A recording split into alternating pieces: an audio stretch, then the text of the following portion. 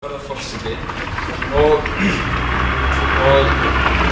þess vegna ég skil ekki hvað skilgreiningu fólk hér að nota fyrir grassroots vegna þess að hér eru einmitt flokkar meðal annars einu flokkurinn á Íslandi sem hefur einhvern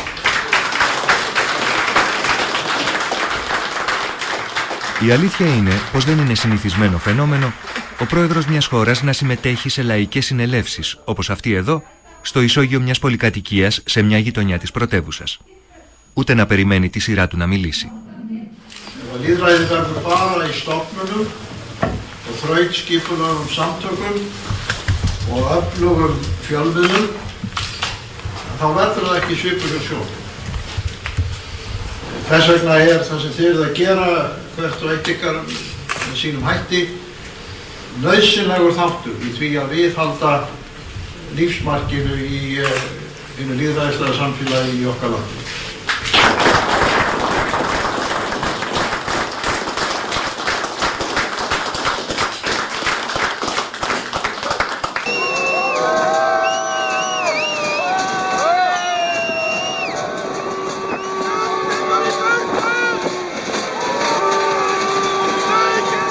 Επίσης, δεν είναι συνηθισμένο να βλέπεις τη σύζυγο του Προέδρου να σπέβδει να αγκαλιάσει διαδηλωτές την ώρα που εκείνοι πετούν αυγά και άλλα αντικείμενα στους πολιτικούς.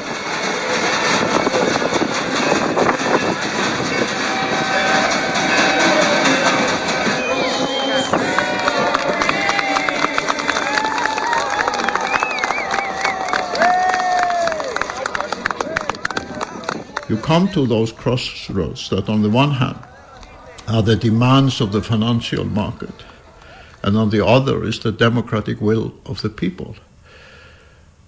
My answer was that, of course, faced with such a choice, we have to go with the democratic will of the people. Because what is Europe's greatest contribution to civilization? It's not the market economy, it's democracy, which is Europe's greatest contribution to the world. There are countries in present times that have very strong market economies, but very little democracy. So when we come to those crossroads that we are forced to choose, my answer, when all the analysis had been swept away, was crystal clear that the democratic will of the people had to prevail. Já, ég vil bara leggja niður alla leikskóla og einkavæða þá. Ha, í alvöru? Nei, djók. Það var ákveð. Þetta er rauninni ekki stefnumál sem mikið.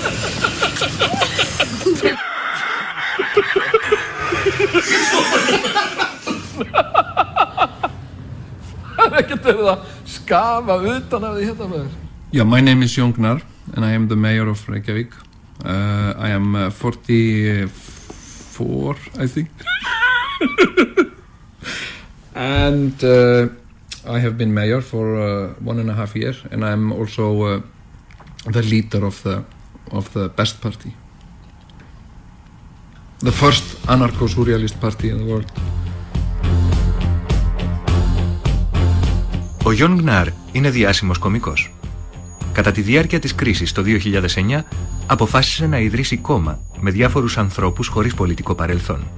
Το ονόμασε «Το Καλύτερο Κόμμα», σατιρίζοντας την Ισλανδική πολιτική σκηνή και κατέβηκε στις δημοτικές εκλογές.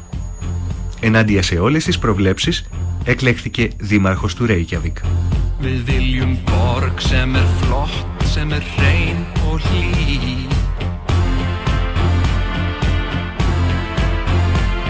Og hágæða stöf sem vit í. Ekki meira blöff. Borgin mín, hún þarf að vera töff. Við viljum gosbrunna lestir og alls konar dýr.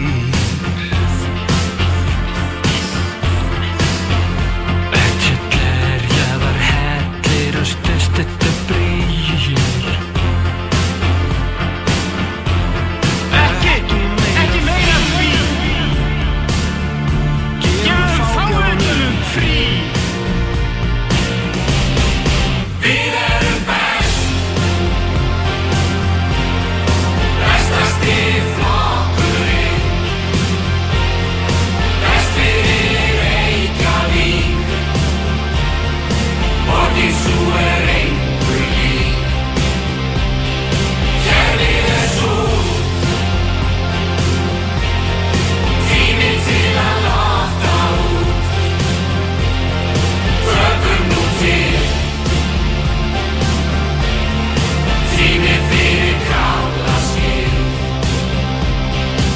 I really wanted to find the silliest name, you know, the most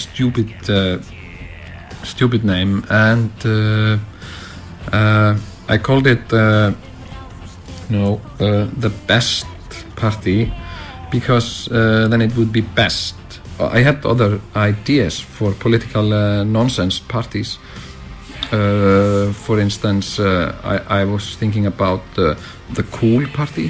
They would just want things that were cool and would reject anything that was uncool. You know, why did you raise taxes? Because it's cool. It's been decided by the cool committee, you know.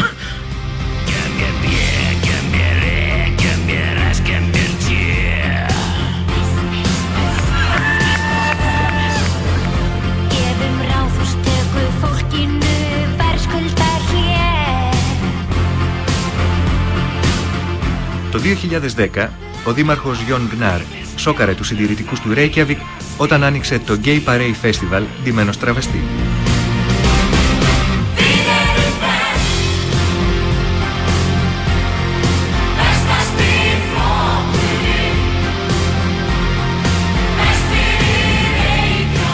Why cannot a mayor or a politician participate in gay parade? Why not? I don't understand it, you know. I don't understand why can't people live together if they're different. Σκοπός του, όπως λέει, είναι να ενθαρρύνει τους απλούς ανθρώπους να συμμετέχουν στην πολιτική και να μην αφήνουν τις τύχες τους στις αυθεντίες. For me to give people back their self-esteem and so that people start believing in themselves instead of always believing in the leader, you know.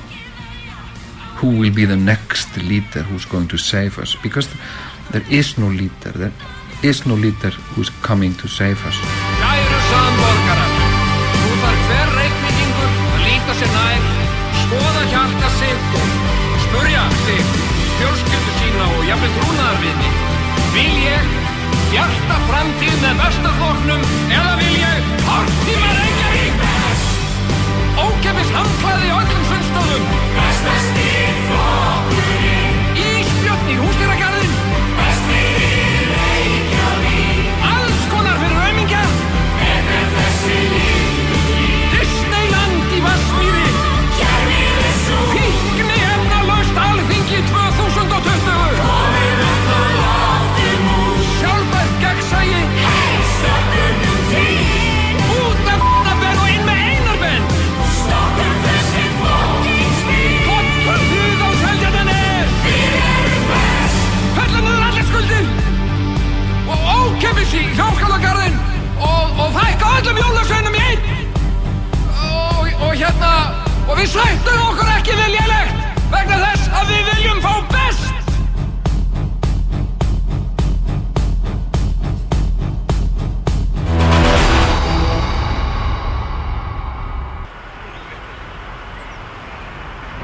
Το Νοέμβριο του 2009, απλοί Ισλανδοί πολίτες άρχισαν να ξαναγράφουν το σύνταγμα της χώρας τους. Η Άστρος, 25 ετών, είναι φοιτήτρια. Είναι μία από τους 25 Ισλανδούς που εκλέχθηκαν για να συμμετάσχουν στην αναθεώρηση του συντάγματος. Η όλη διαδικασία γινόταν μέσω του ίντερνετ. We had meetings in these committees every day from 10 a.m. to 4 or 5 p.m. And we went through each article one at a time, and we looked at how it was in our constitution as it is today, and then after looking at all this we made up our own articles, and after that it was put out on the internet where the public could comment, and then we looked at those comments later on and see if we needed to change it regarded to the comments from the public. Because the ministers, they don't really control anything. They are controlled by the bureaucrats. And so our democracies have been stolen by the bureaucrats. And the only way to decentralize all this power that they have is to make the systems smaller and more in the spirit of anarchism, which is that everybody participates in creating that society that people are living in, and the smaller it is, the easier it is to see if there is anything not right. For me it's a step to the future, because a lot of politics happens behind closed curtains, and the public doesn't really know what's happening. So I think the internet can really be a way of direct democracy for the future. Αυτή τη στιγμή το αναθεωρημένο από τους πολίτες σύνταγμα βρίσκεται στα χέρια των πολιτικών. Εναπόκειται σε εκείνους πλέον να αποφασίσουν εάν θα το στείλουν σε δημοψήφισμα προκειμένου να επικυρωθεί από τον ίδιο το λαό ή αν οι αλλαγές παραπεμφθούν στις καλένδες. So far I haven't heard a lot of negative things. So I hope that the Icelandic nation will get a chance to vote on our constitution, our new constitution, so that the Alþingi will see what the nation wants. Because of course the politicians always have some agenda. They always have there's always something pushing them. Για να βγουν όμως νέες ιδέες και νέοι άνθρωποι στο προσκήνιο, η χώρα έπρεπε να αντιμετωπίσει το παρελθόν της. Να υπάρξει αντιπαράθεση με τους εκπροσώπους του παλιού πολιτικού και οικονομικού συστήματος που οδήγησαν τη χώρα στο χείλος της καταστροφής. Η Ειδική Ερευνητική Επιτροπή της Βουλής απεφάνθη ότι ο πρώην Πρωθυπουργός Geir Haarde ήταν ένοχος για οικονομική αμέλεια και τον παρέπεψε στη δικαιοσύνη. No, I feel it's a ridiculous process. It's justice turned on its head. It is politics dressed up like a criminal case. It is shameful of my old political opponents to try to get at me, my party, in this way. Some people say, well, you know, we're just dealing with the old political system. We're just trying to, you know, punish the system the way it was. Well, they're not going to put the system in prison.